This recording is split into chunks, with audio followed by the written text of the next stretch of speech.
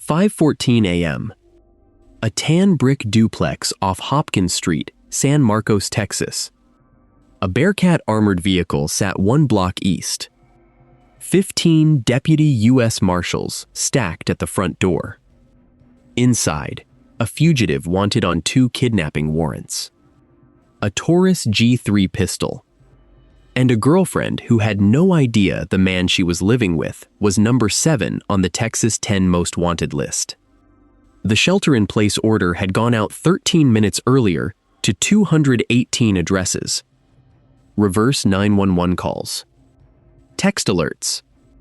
A cul-de-sac of duplexes locked down while a federal task force prepared to breach.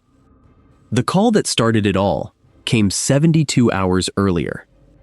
A Hays County deputy noticed the same truck twice. Same time. Same place. 3 a.m. both nights. A detail small enough to ignore, and sharp enough to end a 19-month manhunt. July 22, 2026. Hopkins Street, San Marcos. 3:07 a.m. Deputy Marcus Webb ran radar on the southbound lane near the shuttered tire shop. Tuesday night. Dead quiet. Temperature had dropped to 71 degrees. Humidity sat at 82%. A primer gray Chevrolet Silverado rolled past doing 38 in a 35.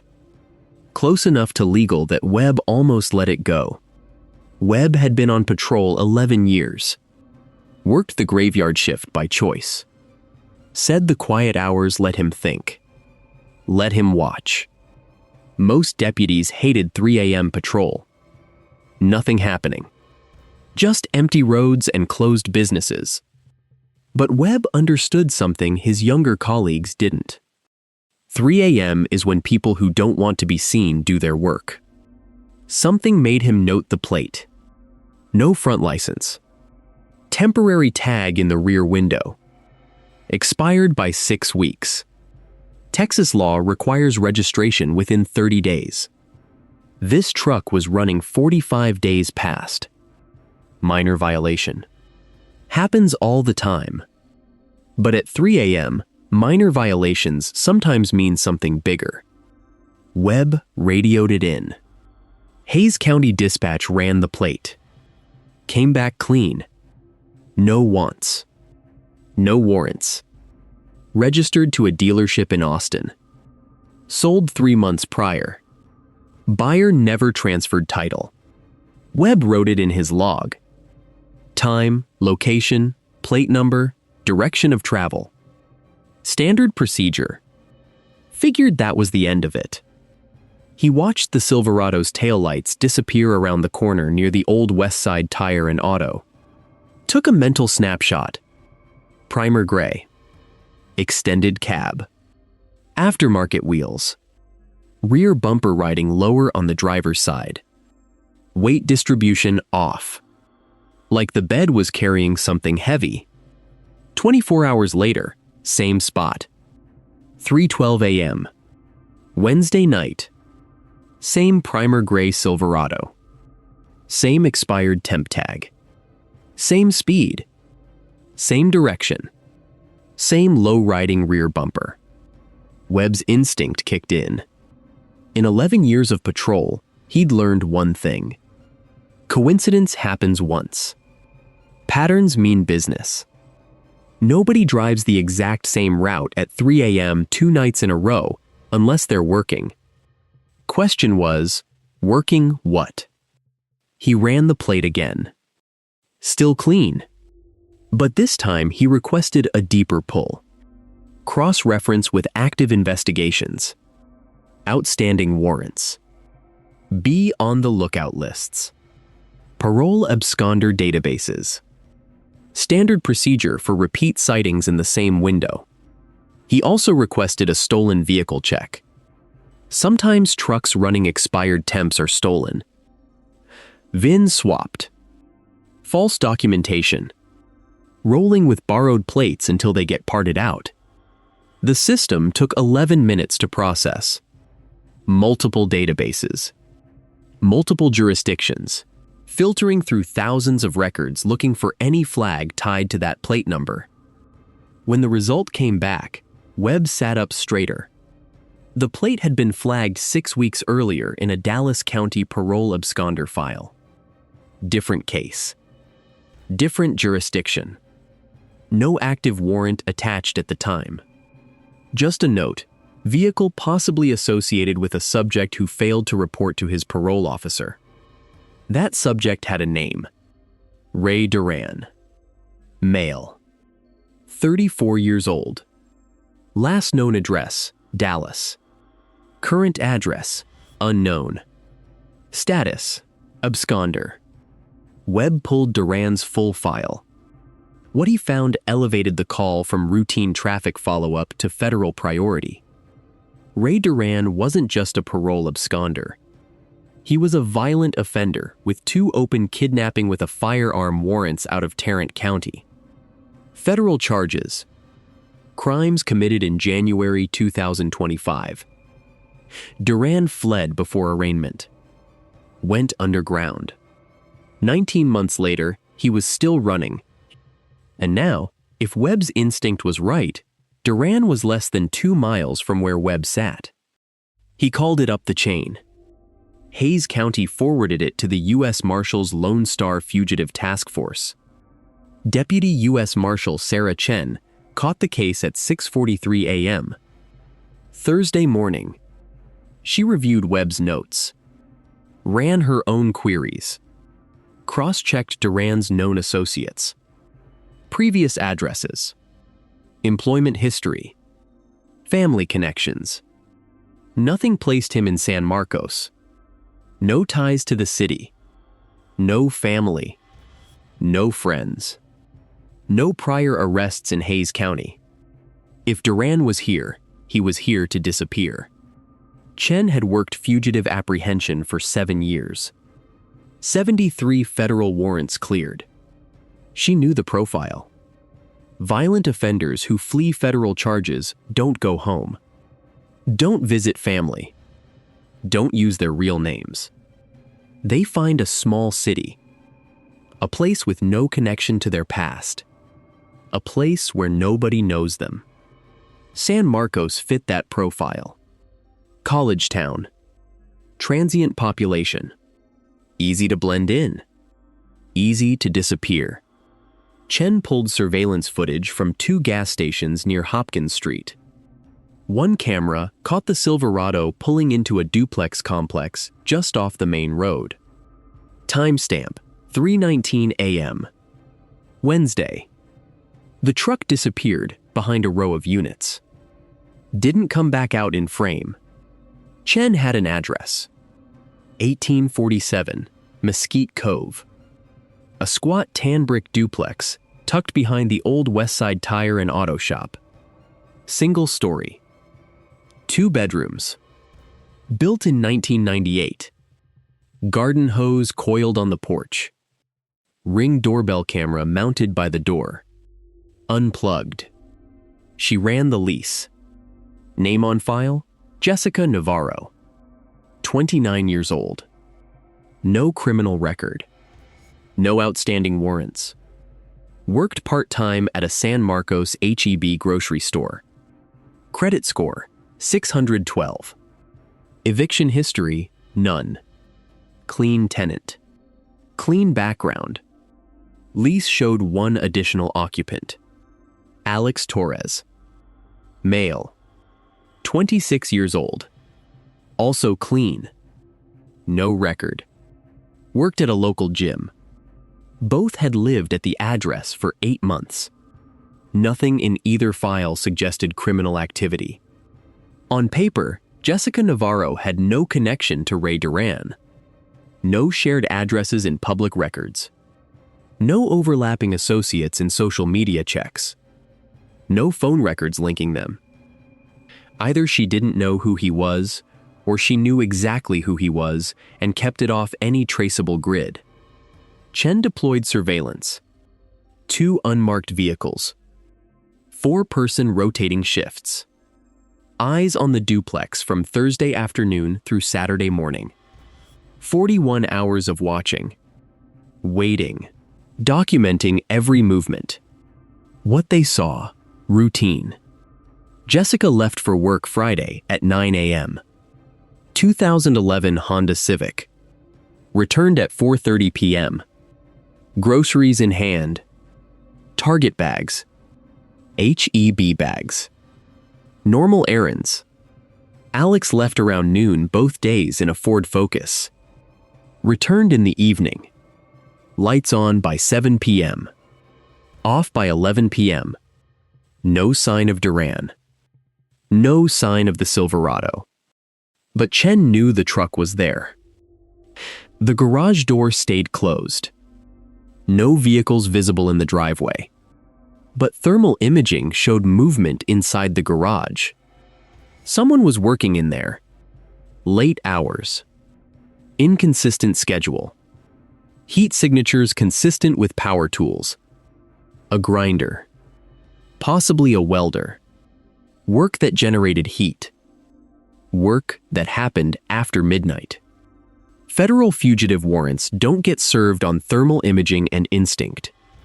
They get served on certainty. And Chen needed to be certain before she put 15 marshals at a door with civilians inside. She ran deeper checks on Jessica. Social media. Facebook showed a relationship status change from single to in a relationship on June 3, 2026. 2 months ago.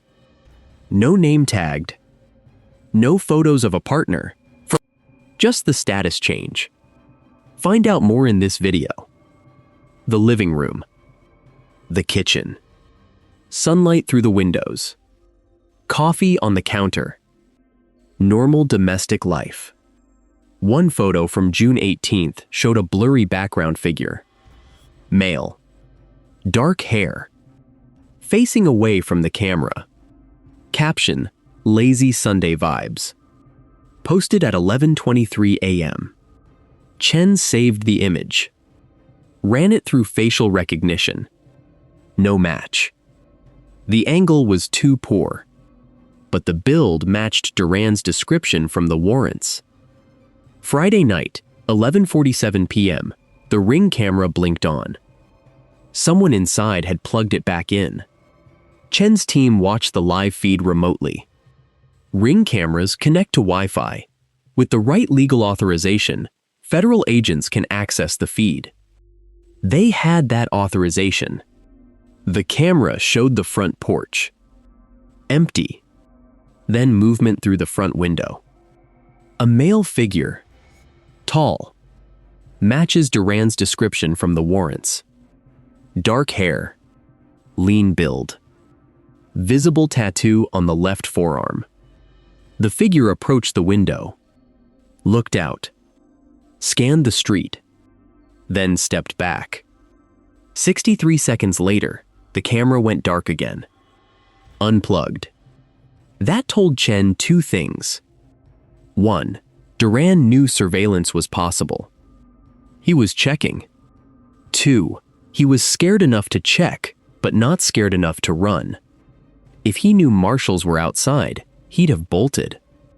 This was caution, not panic. Chen made the call.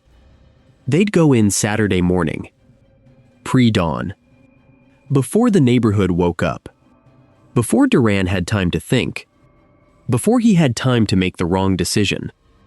The Lone Star Fugitive Task Force assembled at the Hays County Sheriff's Office at 4:30 a.m.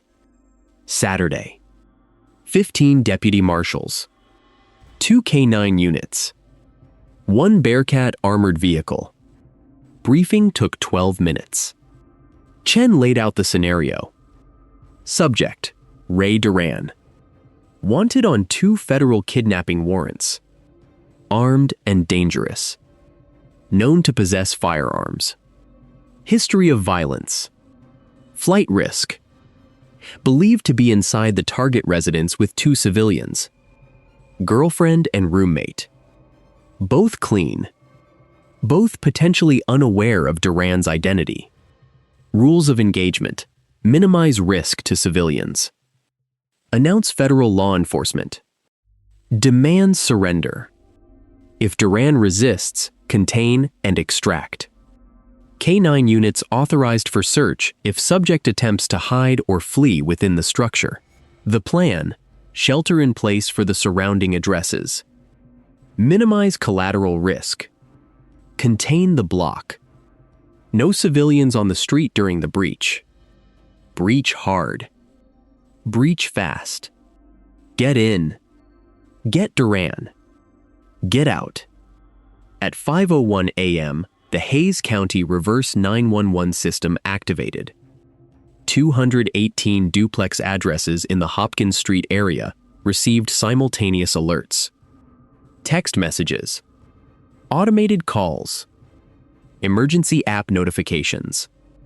Message: shelter in place. Federal law enforcement operation in progress. Stay inside. Lock your doors. Move away from windows. Do not leave your residence until you receive an all-clear notification. Most residents were asleep. Phones buzzed. Alerts woke them. Confusion. Fear. Questions. No answers. Just the order. Stay inside. The Bearcat rolled to position 1 block east of Mesquite Cove. Entry team stacked at the front door of 1847. 6 Marshals. Body armor. Ballistic shields. Ram. Rear team covered the back door. 4 Marshals. Same gear. K-9 units staged at the perimeter. Ready to deploy. Chen stood at the mobile command post. Radio in hand. Watching the duplex through thermal imaging mounted on the Bearcat. 3 heat signatures inside. 1 in the front room. 2 in the back bedroom. The thermal showed the front room signature moving, pacing, then stopping, then moving again. Duran was awake, possibly aware something was happening, possibly just restless. Chen gave the order. Breach. 5:14 a.m. The ram hit the door. Solid oak. Deadbolt engaged.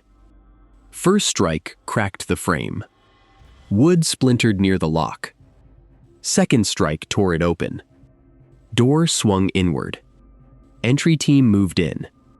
Lights. Voices. Commands. Federal agents. U.S. Marshals. Search warrant. Get on the ground. Hands where we can see them. Front room, empty. Kitchen, empty. Coffee pot on the counter. Half full. Still warm. Someone had been here minutes ago. Bathroom, empty. Wet towel on the floor. Shower recently used. Steam still faint in the air. The front room heat signature had moved. Back bedroom, Jessica Navarro. Alex Torres. Both in bed. Both awake. Both terrified. Hands up. No resistance. Jessica's face went pale when she saw the vests. The weapons. The federal badges. She asked one question. Where's Rey? The Marshals asked her the same thing. Where is he? She pointed up. Ceiling. Attic. Attic access. A pull-down ladder in the hallway ceiling, just outside the bedroom. Closed. Latched. Marshals pulled it down. The ladder unfolded. Steep angle. Narrow opening. Flashlights swept up into the dark. K-9 handler, Deputy Marshal Kyle Brennan, released Ranger. A Belgian Malinois. 3 years on the task force. 62 fugitive apprehensions. Certified in fugitive tracking and narcotics detection. Ranger went up the ladder. No hesitation. Disappeared into the attic. Silence. 10 seconds. 20. 30. Then barking. Sharp. Aggressive. Alert. Brennan climbed up. Flashlight swept the attic. Low ceiling. 4 feet of clearance at the center. Insulation covered the floor between the joists. Pink fiberglass. Ductwork ran along the center spine. Storage boxes stacked near the access hatch. And in the far corner, pressed into a crawl space between 2 support beams, Rey Duran. Ranger had him cornered. Barking. Holding position. Duran's hands were visible. Empty. But his body language showed tension. Calculation. Like he was measuring whether to fight or freeze. Brennan called it down. Marshals moved in. 3 climbed into the attic. Weapons drawn. Commands. Show your hands. Do not move. Crawl forward slowly. Duran didn't fight. Didn't speak. He crawled forward. Slow. Deliberate. Eyes down. Breathing heavy. Sweat on his forehead. Not from heat. From knowing it was over. Marshals cuffed him in the attic. Hands behind his back. Then guided him back to the access ladder. Down. Into the hallway. They searched the crawl space where Duran had been hiding. Found the Taurus G3 tucked into the pink insulation between 2 joists. Loaded. 15-round magazine. 1 round in the chamber. Safety off. Ready to fire. If Duran had reached for it, the outcome would have been different. He didn't. Maybe because Ranger got there first. Maybe because he knew 15 marshals were in the house. Maybe because after 19 months, he was just tired of running.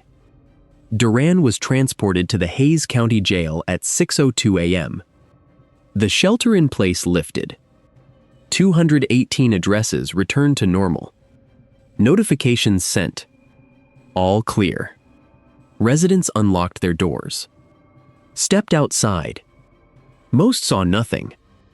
No evidence of what happened 3 doors down. Jessica Navarro and Alex Torres were separated and questioned on site. Marshals set up in the living room. 2 interrogation teams. Jessica in the kitchen. Alex on the front porch. Deputy Marshal Sarah Chen sat across from Jessica at the kitchen table. The coffee pot still sat on the counter. Still warm. Chen poured 2 cups. Slid one across to Jessica. Jessica's hands shook when she picked it up. Chen started with the basics. How long have you known Rey? Jessica said 2 months. Maybe 3. She wasn't sure. Met him at a bar in late May. He seemed nice. Quiet. Said he was between jobs. Needed a place to stay. She offered the couch. Chen asked what name he used. Jessica said Rey. Just Rey. No last name. She never asked. He never offered. Chen asked if that seemed strange. Jessica shrugged. Said half the people she knew in San Marcos went by nicknames. College town. Transient crowd. People don't use full names. Chen asked about work. What did Rey do for money? Jessica said mechanic work. Side jobs. Cash under the table. Fixed cars. Parted out trucks. Worked in the garage most nights. Chen asked if Jessica ever saw the trucks he was working on. Jessica said no. The garage stayed locked. Rey said it was for insurance reasons. Tools and parts inside. Didn't want liability if someone got hurt. Chen asked about the Ring camera. Why was it unplugged? Jessica said Rey didn't like cameras. Said he valued privacy. Didn't want tech companies recording his life. Jessica thought it was paranoid, but harmless. Unplugged the camera to make him comfortable. Chen asked if Rey ever talked about his past, family, where he was from. Jessica said no, said he was private, didn't like talking about himself. She respected that. Didn't push. Chen asked if Jessica ever Googled him, searched his name online, checked social media. Jessica looked down, said no. She didn't. Chen asked why. Jessica said she didn't think about it. Didn't feel like she needed to. He seemed normal. Seemed safe. Chen leaned forward. Asked the question that would define the rest of Jessica's life. Did you know Rey Duran was wanted on federal kidnapping charges? Jessica's face went white. She said no. Said she had no idea. Said if she'd known she would have called the police. Would have kicked him out. Would never have let him stay. Chen watched her. Studied her body language. Her breathing. Her eye contact. 7 years of fugitive work taught Chen how to read people. Jessica was scared. Shocked. But was she lying? Chen believed her. Legally, that belief mattered. Harboring a fugitive requires proof of knowledge. Without it, no charges stick. Chen made the call. Jessica Navarro wasn't complicit. She was naive.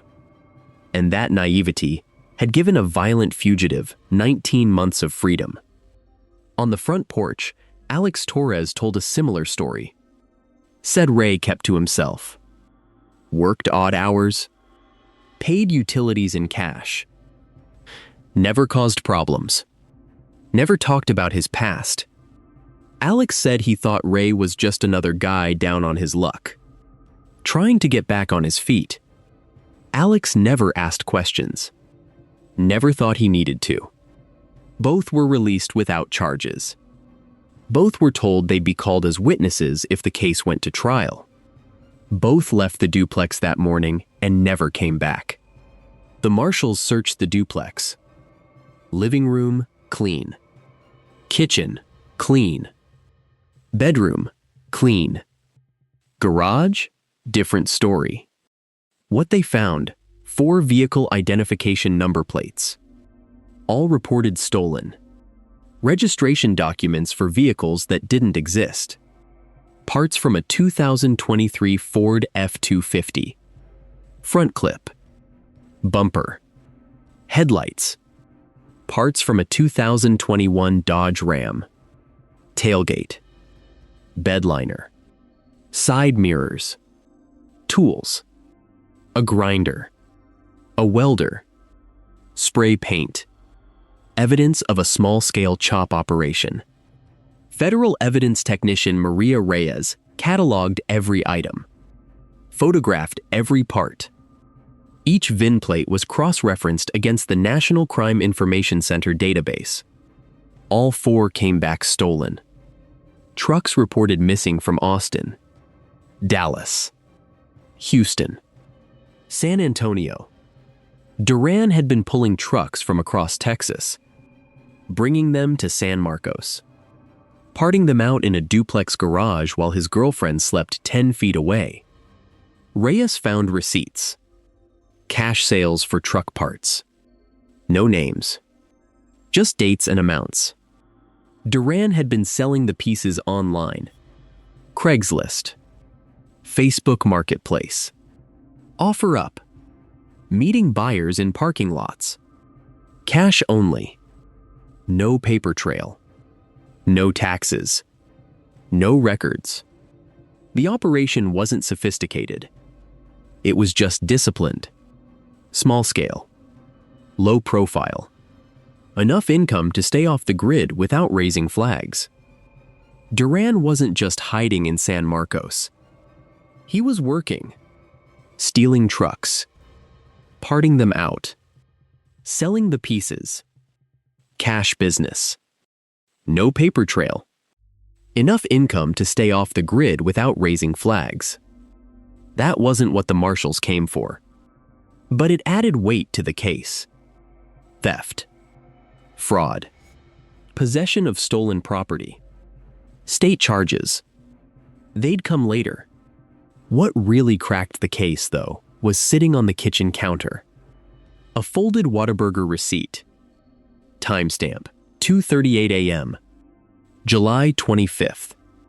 Location, Highway 35, San Marcos. Order number 2 combo. Pickup name, Rey. Chen bagged it. Photographed it. Ran it against the Dallas parole file from January 2025. The file contained an investigator's note from the original parole officer. Subject uses multiple aliases. Known to go by Rey. Street name. Confirmed by associates. Last confirmed sighting, Dallas, January 11, 2025. Witness reported seeing subject at a Whataburger on Highway 35. Ordered under the name Rey. Subject paid cash. Left before officers arrived. That single detail, buried 19 months deep in a case file, had never been cross-referenced into the active Be on the Lookout database. Different system. Different jurisdiction. No automation to link them. The Dallas parole file lived in one database. The Tarrant County kidnapping warrants lived in another. The U.S. Marshals Fugitive system pulled from both, but keyword searches didn't flag the alias because it was written in free text notes, not structured data fields. Deputy Webb's instinct about the Silverado led to the address. The receipt tied Duran to the alias Rey. The alias tied him back to the Dallas file. The Dallas file connected him to the Tarrant County warrants. The loop closed, but only because someone noticed. And someone else cared enough to dig. The system worked, eventually, but only because a deputy noticed the same truck twice and cared enough to write it down. If Webb had been looking at his phone instead of the road at 3 a.m., Duran stays free. If the Whataburger receipt had been thrown away the next morning, the alias connection never happens. If the Dallas parole officer hadn't written that free text note about the nickname Rey, the cross-reference fails. Federal fugitive work runs on those margins. One missed detail, and the whole thing collapses.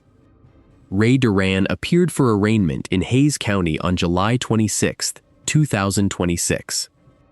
A Saturday. Federal magistrate judge convened a weekend session. The stolen vehicle charges were local.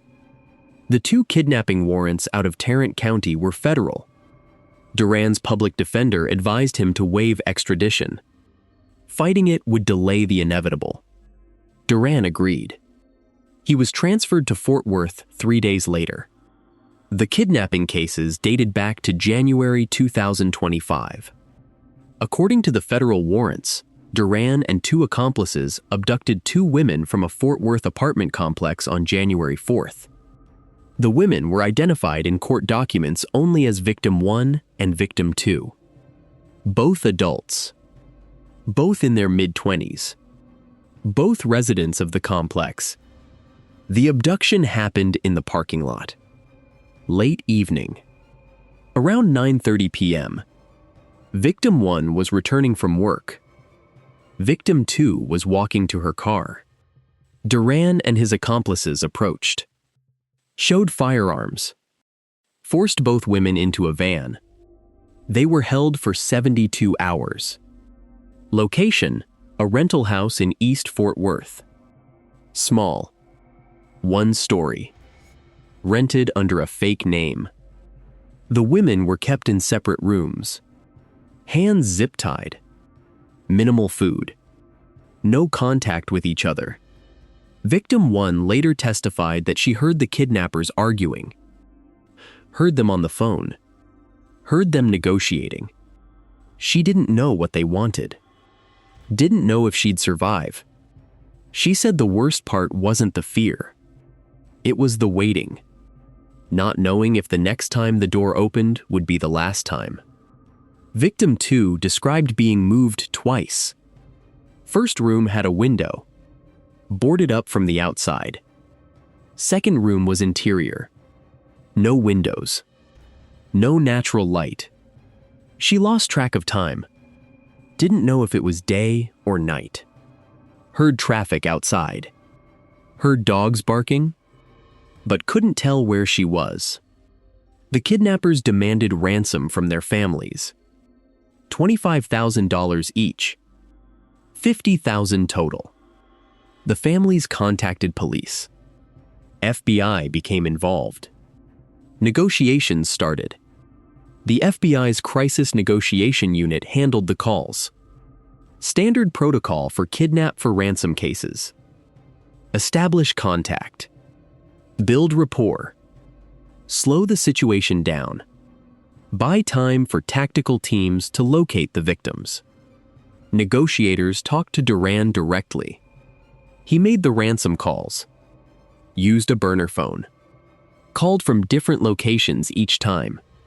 Moved frequently. Never stayed in one place long enough for a trace to complete. He was calm. Methodical. Gave specific instructions. Where to drop the money. What time.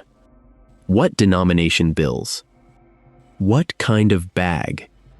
He wasn't erratic. Wasn't emotional. He was running it like a business transaction. On January 7th, partial payment was made. $15,000. Delivered to a location specified by the kidnappers. A rest stop off Interstate 20. Middle of the night.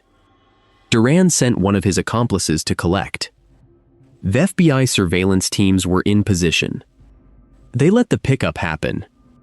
Tracked the accomplice back to the rental house. Both women were released that night. Dropped off near a gas station on the east side of Fort Worth. Unharmed physically. Traumatized. But alive. Fort Worth PD and FBI moved fast.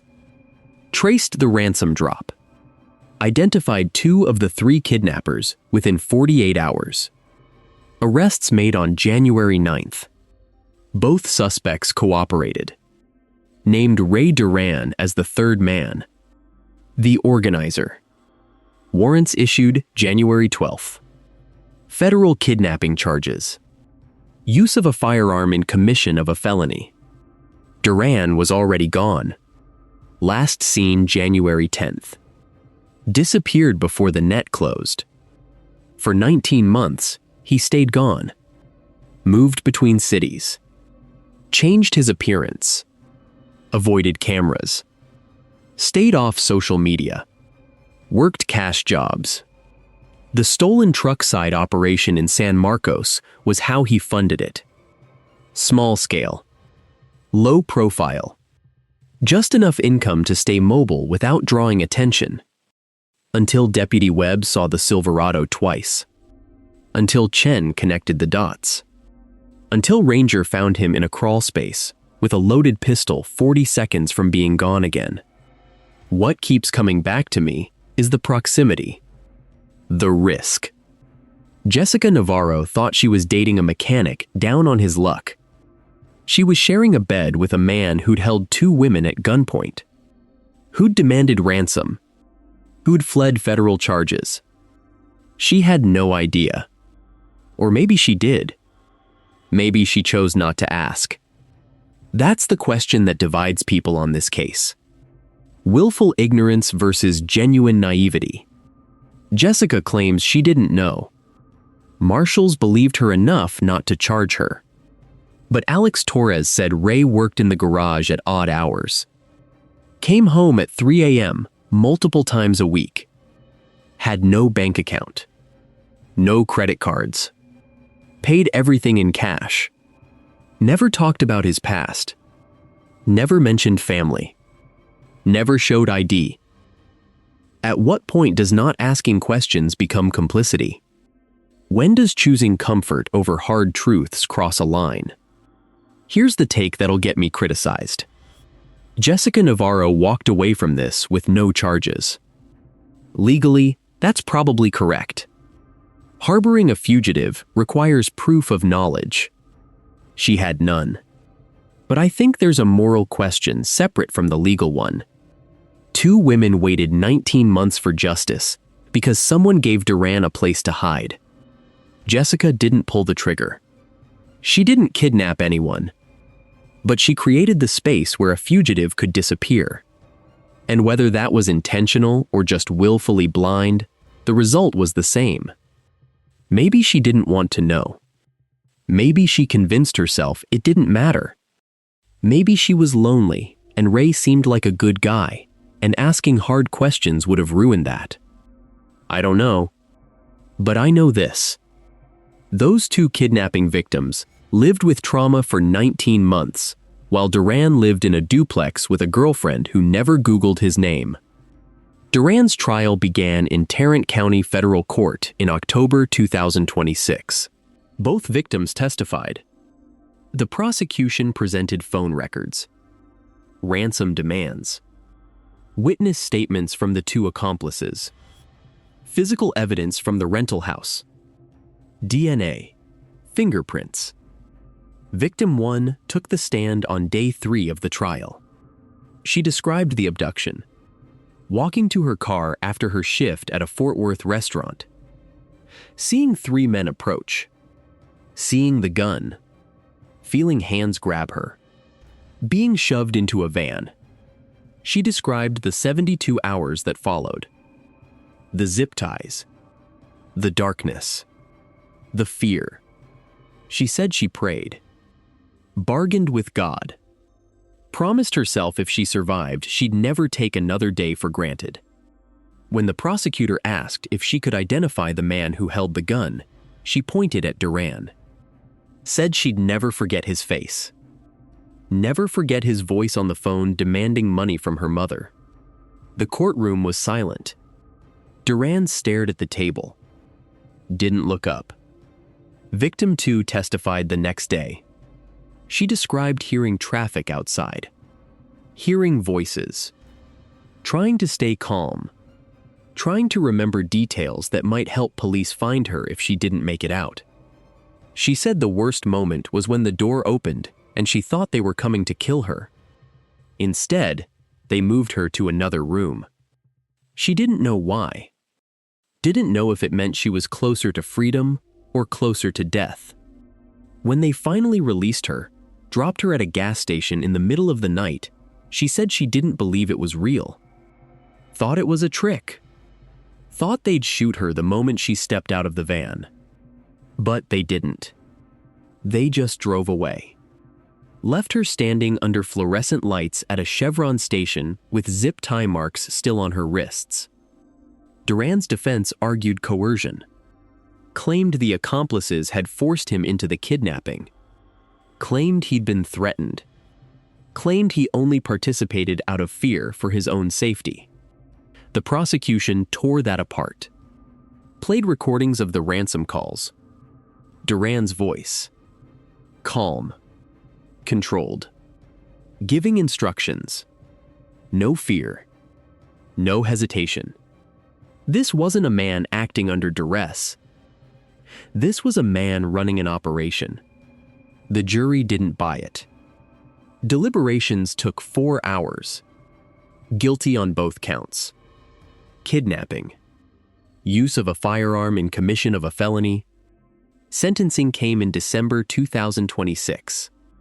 Federal guidelines for kidnapping start at life imprisonment. Mitigating factors can reduce that. Duran's cooperation during the investigation, none. Remorse shown at trial, none.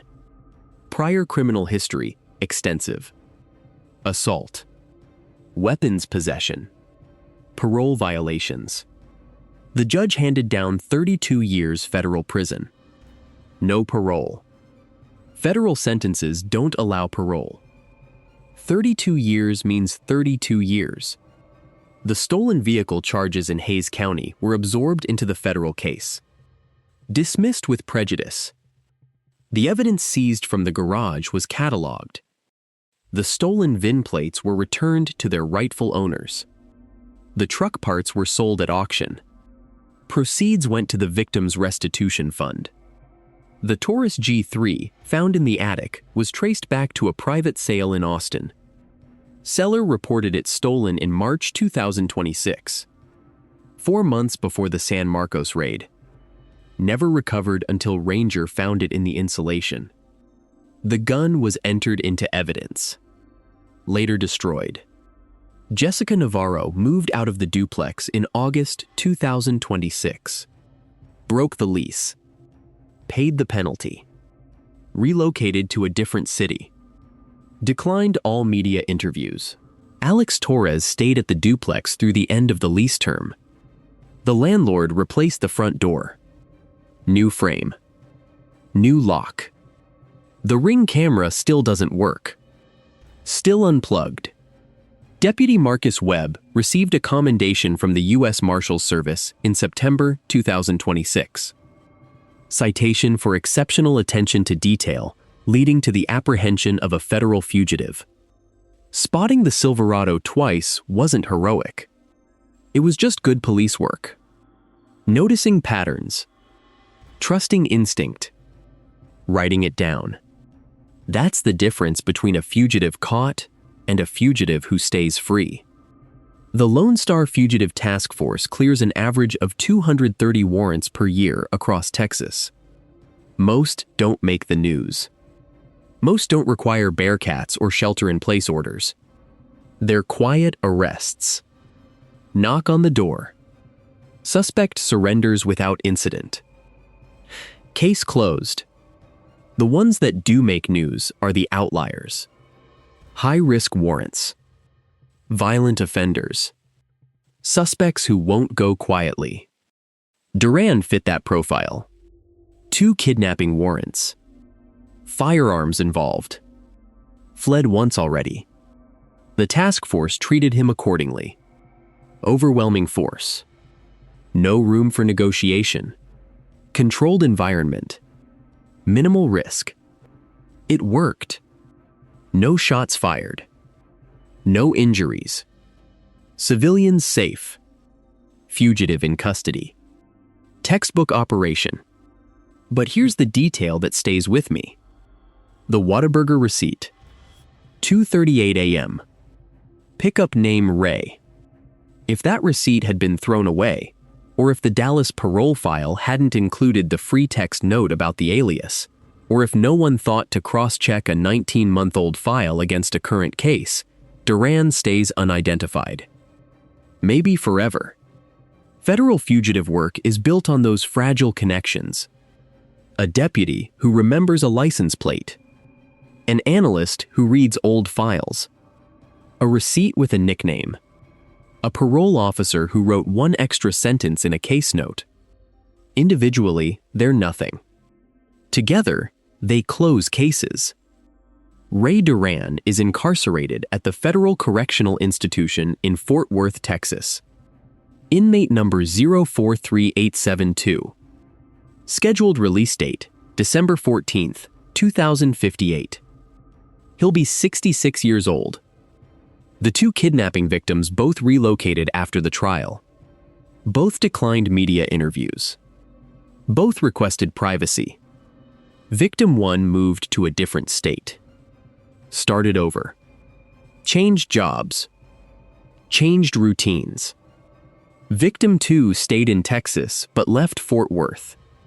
She said in a victim impact statement read at sentencing that she still checks her rearview mirror. Still locks her car doors the moment she gets in. Still feels her heart race when she walks to her car alone at night. The case is closed.